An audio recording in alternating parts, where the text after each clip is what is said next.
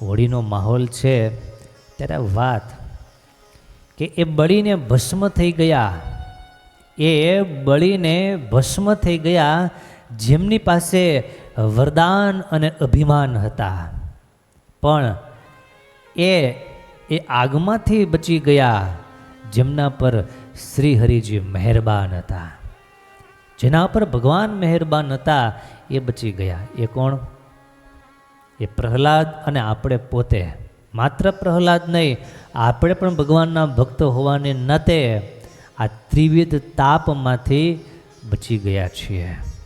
અને એ બળીને ભસ્મ થઈ ગયા જેની પાસે વરદાન અને અભિમાન હતા. એ કોણ? એ ખાલી હોલિકાની વાત નથી, એમાં બધા આવી જાય. અભિમાન લઈને જે જીવે છે એ બધા, ભલેની પાસે એનું ભાગ્ય સારું હોય, સારું ભાગ્ય લઈને જીવતા હોય, પણ અહંકાર અભિમાન એ તમામ સદભાગ્યને દુર્ભાગ્ય કરી નાખતા, એને વાર નથી લાગતી. માટે અભિમાનનો ત્યાગ કરી ભગવાનની મહેરબાનીનો સ્વીકાર કરીએ.